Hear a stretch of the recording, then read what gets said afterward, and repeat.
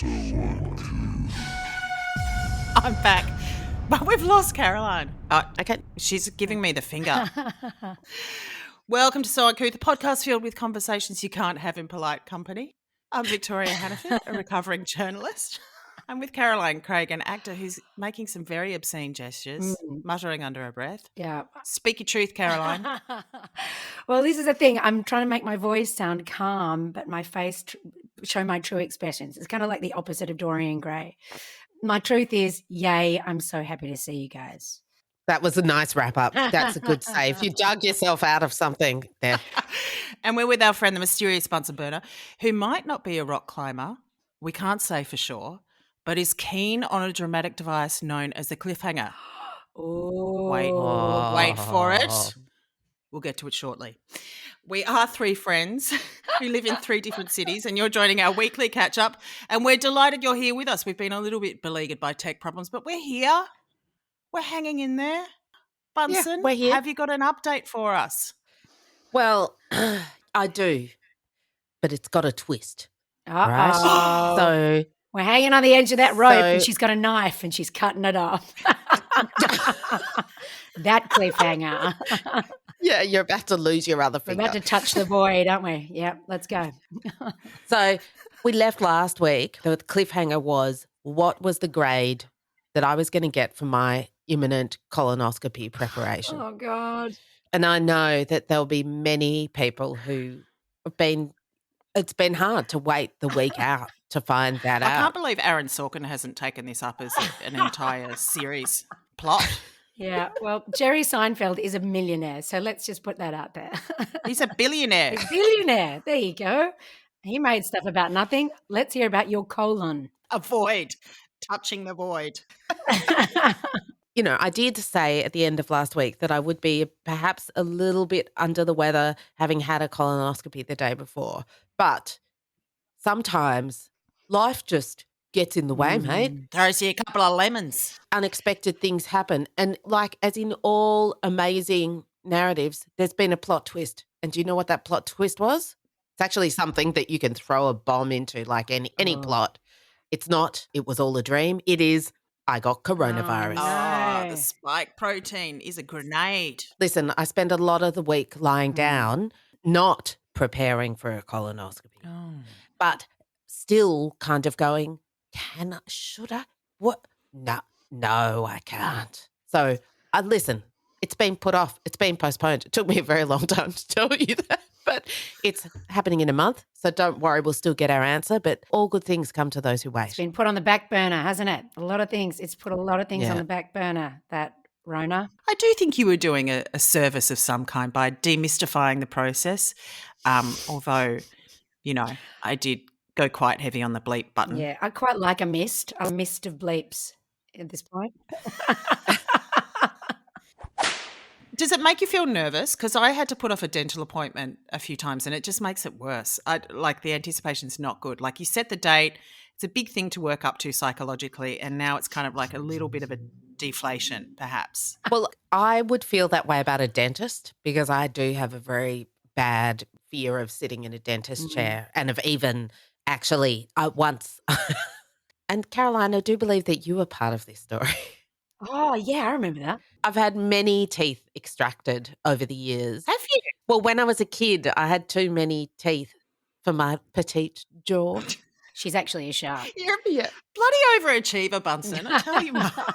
I know. Anyway, they ripped 6 teeth out in the chair. Jesus, 6? With local, not all at the same time, but like I'd go in and I'd have 2 done at a time. Oh. And it was just the most horrendous thing. Anyway, so basically in my adult life, I think I've been to the dentist twice or 3 times because I just can't handle it. But the last time I went, I was so nervous that I kicked the tray of instruments. Like he basically came down towards me and I got such a fright. My knee jerked up in a reflex action and I kicked everything onto the floor. And it was in that appointment that he told me that I'd have to get another wisdom tooth extracted. As revenge. He did say, I do recommend something that we call sleep dentistry for our more nervous patients. I want to knock you out is what he was trying to say. Then that's what happened, and Caroline was the one who picked me up. And then I took you to the pharmacy and we had to get all your scripts filled. And I turned around and half your mouth was hanging open and a huge long luger of blood was stretching like an elastic band to the floor. And I said, Bunsen, you're bleeding. Oh. And she actually had no idea because her eyes were crossed and she was about to collapse into a whole lot of hair scrunchies. She had no idea. She's like, look at these sunglasses. I was like, you're still asleep. Get out. Get out. You are. But you know, with that anesthetic they put on where it makes your face numb and you feel like your cheek is kind of like a foot away from your You mouth. look like you have a palsy. It was quite bad. Oh, no, but then I did have a palsy. Did you? Remember that? I did have a palsy. I couldn't smile for like 24 hours and I was kept looking in the mirror every 5 minutes going, oh my God, this is the new me. Like, I would just say that that's not a palsy, technically speaking. You were just numb. She was pissed off. The drugs had worn off.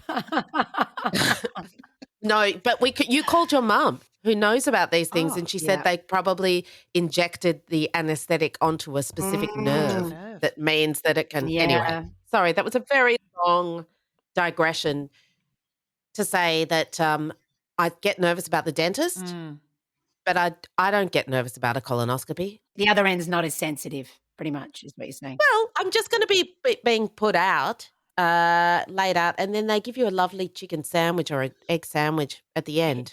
And because you haven't eaten for so long, you just have to lie there. And then you also have to fart before they'll let you go. So it's That's like beautiful. That's like your perfect day, isn't it, mate? You're knocked out. Exactly. Someone tells you to fart and you're like, all right, well, this is a like scientifically endorsed Oh, methodology. God, I guys. better do it. And, you denied that you could fart on cue last week. I believe you can. Yeah. And they give you a service station sandwich. I love service station sandwiches. They're pretty good. That's my favourite. I mean, it's perfection. I've had a crazy week. The illness is going around everywhere, right? Everyone is getting gastro. Everyone's getting gastro at the theatre where I'm Oh. working. And it's been hell. Does that mean you're going to go on? Well, I was sitting there just, in the You dark. get to be up Well, and going, what is it? Shomitting. shommeting. I'm not shommeting, but not thankfully, not yet. But who knows? It could happen right now. And I'm sitting in the dark. We're just doing the tech rehearsal, which is where they turn all the lights on and the sound, and it's looking really amazing. We're in the theatre. We're getting an audience the next night, and poor leading lady started looking very grey in the middle of the misogyny speech and just sprinted off stage and just made it, apparently. And then they said, right, Caroline, I was just about having a little bit of a shut-eye and a bit of a rest. They said, Caroline, you're up.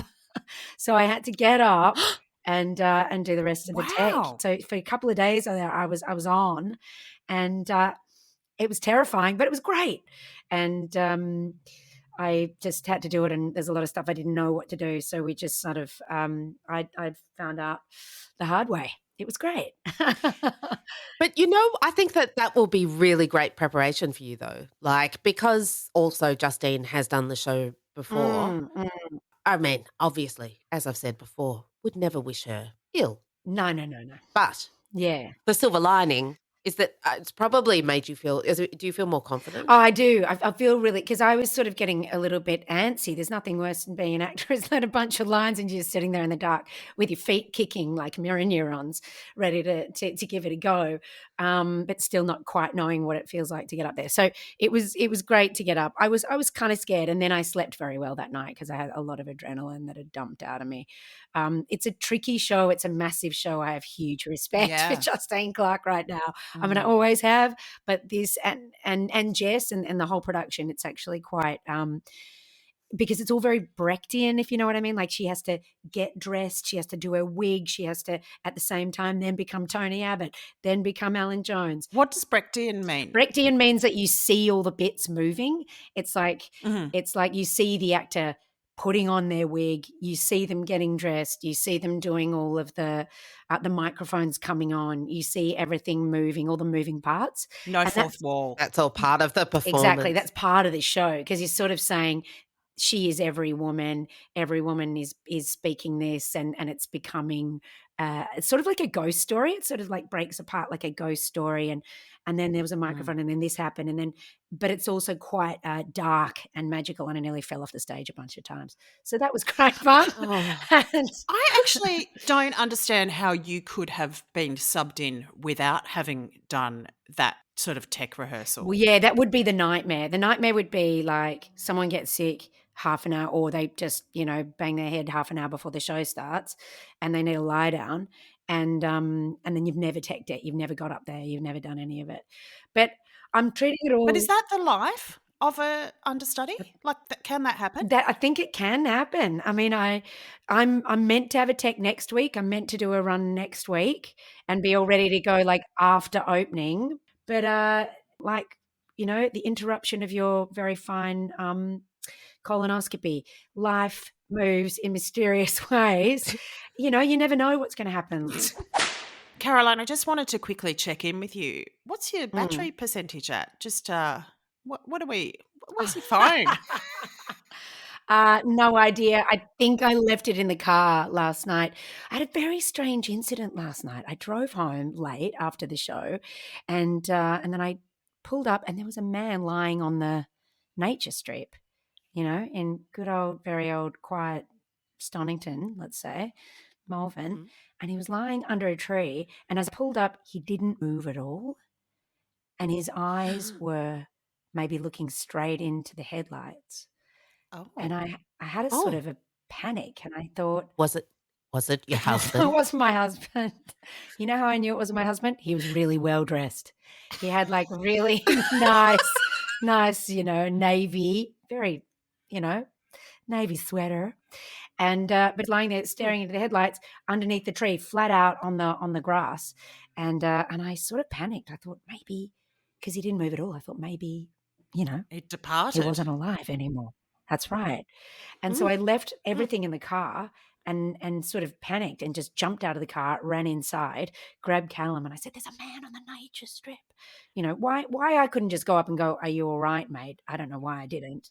Take a poll, maybe do some Exactly. CPR. Be a I mean, citizen, Jesus. be a caring citizen. Yeah. No, what do? You I run ran, away. help me, my husband. Help me. I got the dog, I got the bit, and I ran inside. Oh, Yeah. Davey. He'll Ooh. work out if something's dead. He'll work out if something's edible. And then Cal went out there, and I was sort of hanging by the gate, waiting, listening, what's happening. A sort of mist is descending over Melbourne, as it often does at this time of year. And then I heard Cal say, "Hey, mate, are you all right?" And he's like, yeah, no, I'm all good. I'm all good. And he said, "It's getting pretty cold out here. Do you want me to give you a hand, give you a lift in, back home?" And he's like, "No, I just live there. No, I'm here. I'm good. I'm good here." Oh, So is he sick? He didn't sleep the I don't night know. out It was there, did getting he? down to like 5-6 degrees. I was like, That's Was really he "Go get this dangerous. guy plastered? inside." I Yeah. think he was just absolutely hammered. Yeah, I Mm. think he was just completely hammered, and He was doing a Barnaby Joyce. yeah.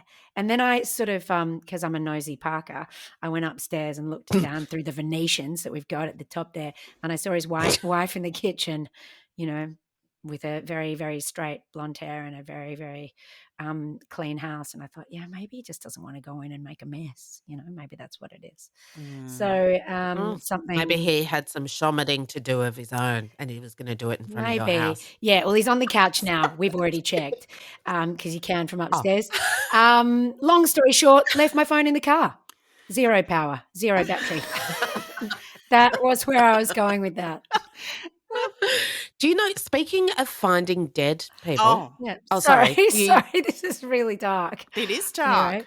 well, I had a terrible experience once years ago in Brisbane where we had a next door neighbour who I didn't actually know at all in these apartments. But I did notice that his car had been collecting leaves for like it just hadn't been moved. And it was collecting leaves, and then I sort of was kind of like, hang on, I haven't seen him. I haven't heard anything coming from next door. I haven't blah, blah, blah. Do I want to be one of those people who there's a news story and it's kind of like so-and-so was found dead in their apartment and not even a neighbour checked on them, and they'd been there for 3 months. Like, do I want to be that neighbour who's running away, I don't want to run Caroline? away. I'm not Who's a- running. Well, I sort of was who's- running away, but it was dark. I was scared. No, you I'm handled being it. You harsh handled on it. you. You handled it was fine. And also you've been checking on him. I this could have morning. just flopped down on the couch and gone, "Where's my glass of wine?" I could have done that. Yeah, You're curtain twitching. You're curtain twitching. for good. Exactly. Curtain twitching for you. But I and so I was like, no, I do not want to be one of these people. I do not want to be a neighbor who, and anyway, I psyched myself into this thing where I was basically convinced this guy Hang was on. dead. So And you didn't want to be the neighbour who didn't know, or the Yeah, again, yes, that was a double negative. I wanted to be a a good neighbor. neighbour. Hang on. I wanted to be a good neighbor. I didn't want to be a bad neighbor. I didn't want to be someone who could, when you watch one of those news stories, whenever I watch one of those news stories, I go, who were the other assholes who live in Got that it. building who just Got it. didn't even know that there was someone You didn't want to be outed dead publicly next door as to an them. asshole. Yeah, so it was Yeah, public basically, it shame. was all about It was me. all about Yeah, public shame, yeah. not about your wanted to olfactory avoid senses, because you'd start to smell it, right? Wouldn't you just start to smell? Well, Unless you've there got is COVID. that. Unless Anyway, you've got COVID. So there's that. exactly. Right, I can't smell a thing. Anyway, so I didn't want things to get to that point, and I convinced myself that something untoward had happened to this guy. And anyway, so I knocked on his door with my partner at the time. With shaking hand. Did you have a And shaky hand? yeah, I was really nervous. I was like, okay, if there's no answer, we're calling the cops. That's it. What? And then almost immediately, this guy opens the door, Oh. and I absolutely freaked out, jumped backwards, and screamed at him, "I thought you were dead!" You've never met him before? And he'd never really met me before. Like, he was because it actually was one of those apartment buildings where no one really knew each other. And anyway, it turns out his car just had a flat battery, Caroline. Flat battery. batteries. Hadn't been used for a while. He just hadn't got around to fixing it. That's why his car was collecting leaves. And he also just was a very quiet person. I'm just so glad for the tone of our podcast that neither of your stories ended in a corpse. Thank you. Thank you. But they also do paint We're us not as- going to get on that true crime bandwagon. we're trying to make ourselves look good, like good citizens, but I think we're sort of piss weak citizens. A bit. Missing the mark. Yeah. Average. Decidedly average citizens. And Yeah. fair, let's say, Bunsen. You're just fair citizens. And we'll leave it at that.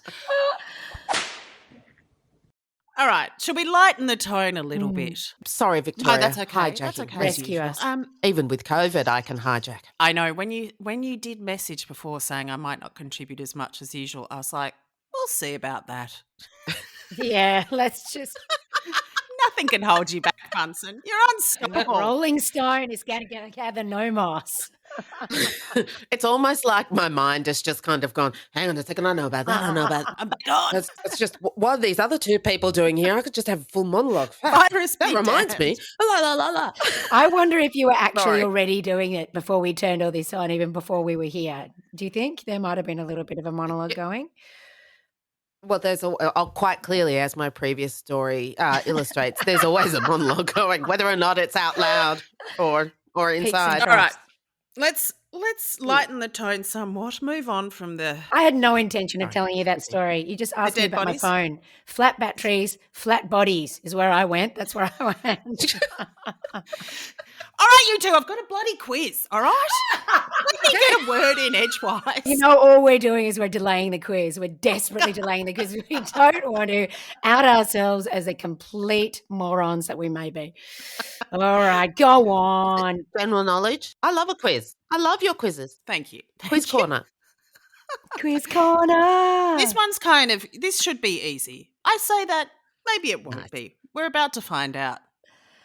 I'm going to let the tension build for a second. Hang on. Tick, tick, tick, All right. tick, tick, tick, tick. All right. There is a newish or a re-emerging trend on the red carpet, and it seems to be for women only.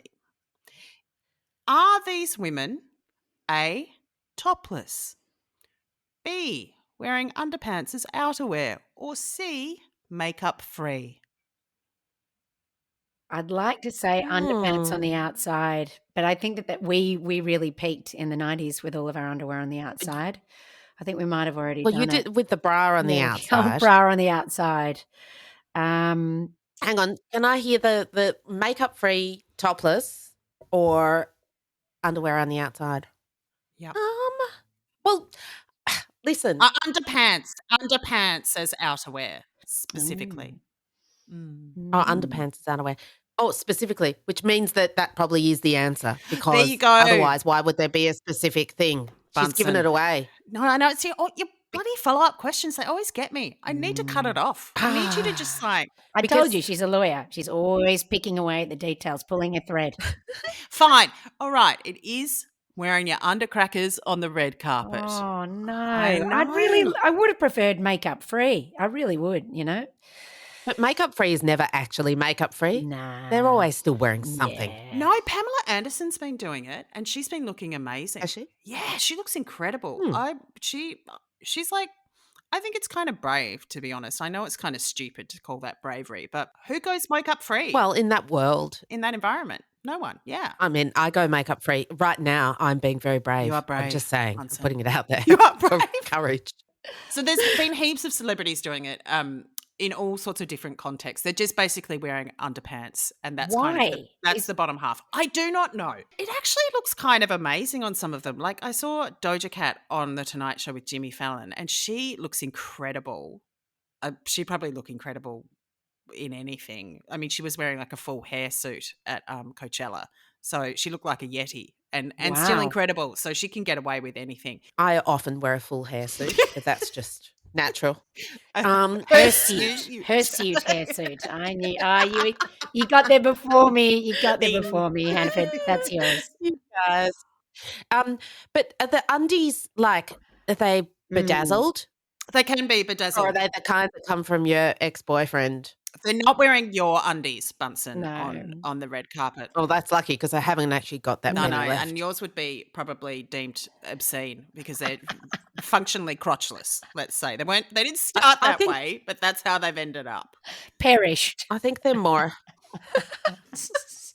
Or are they like the undies that you found in the street, Victoria? That you No, were they were thinking in of, good nick. I yeah. nearly stole those undies and put them in my regular rotation.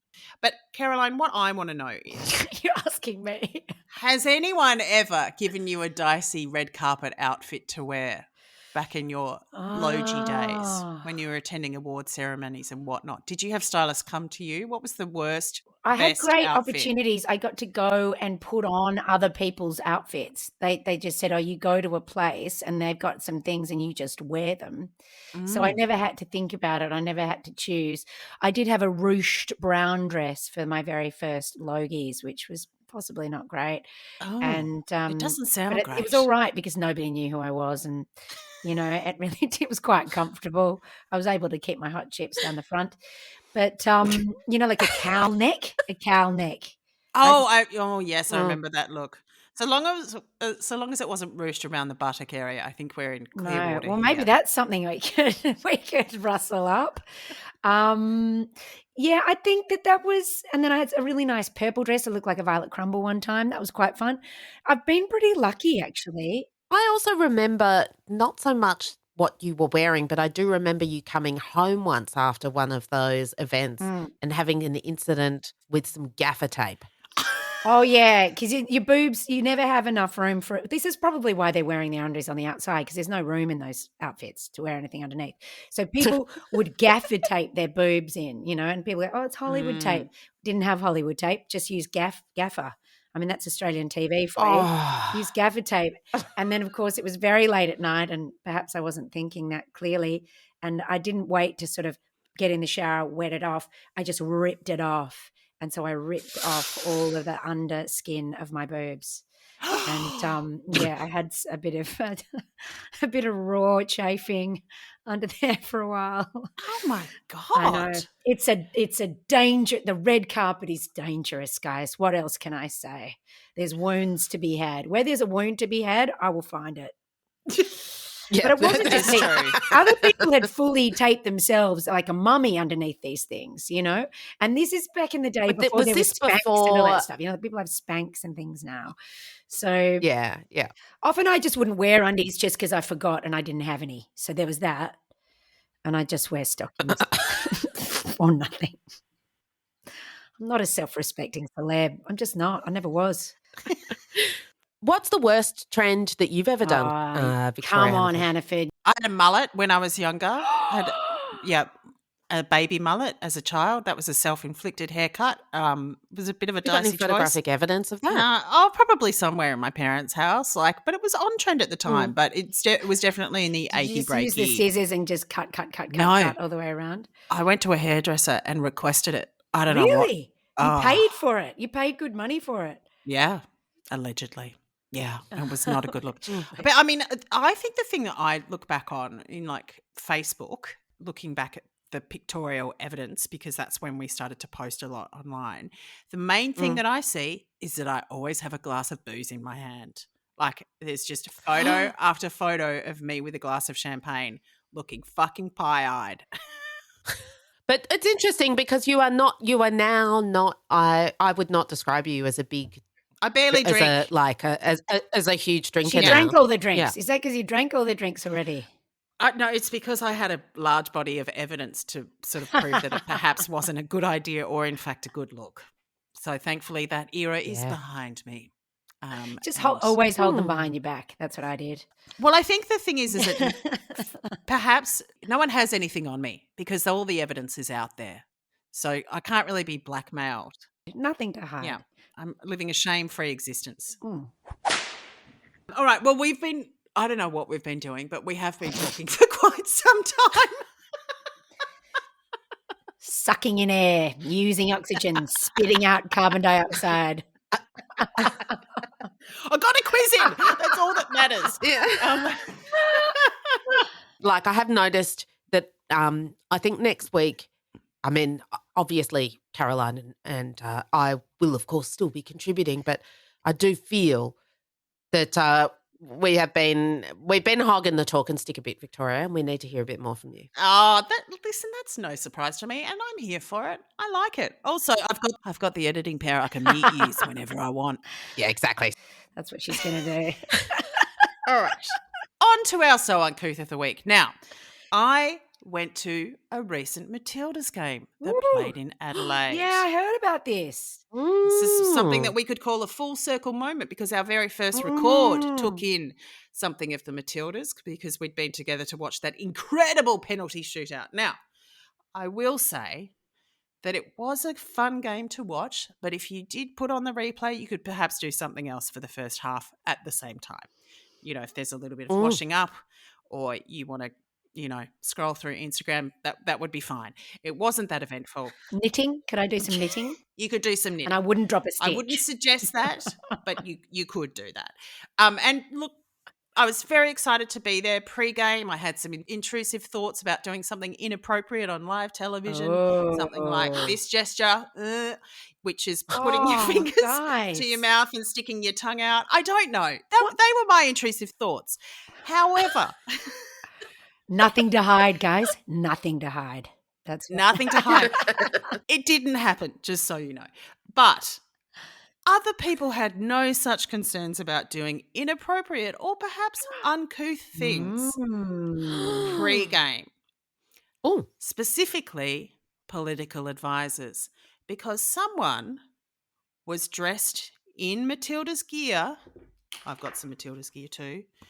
Handing out political flyers. What does that say? Every taxpayer scores. Yes. It's something from the Labor Party. Oh, look at where that. they're just bandwagoning on a, happy sporting event to hand out some political flyers. Now, look, no shade to the Labor Party. I actually think it's kind of brilliant. Someone once gave me some very good career advice. His name is Joe Hildebrand. We all went to uni with him. His advice was just be proximal to good things happening. Don't take credit. Just be around when they're happening. I like that. That's So much to learn from that. So much to learn from that. We're all kind of going, where have I been when something good's happened? What am I doing here is what I'm thinking. Was I close? I could have. Why was I ripping gaffer tape off my boobs? I could have been sitting on some producer's lap.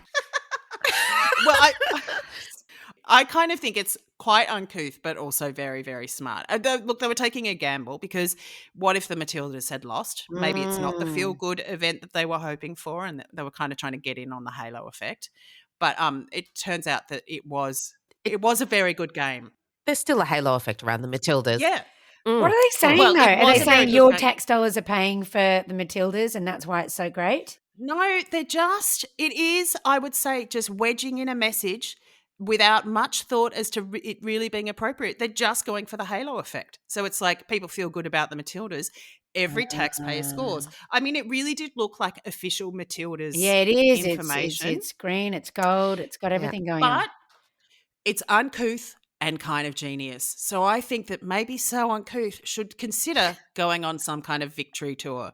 Now, we probably should stay away from politics. Maybe we just go to the Paris Olympics and photobomb any kind of medal ceremony. Wherever there's a victory, Photo on the discus. we should just be there. We'll just be around winners. Be proximal to success. But I think the winners that we would only winners we may get access to might be the lawn bowls team, or we could be kind of like niche good things.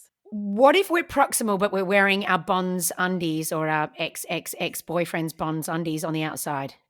Does that work? Not a winner's move, Caroline. Is proximal a word? I like it.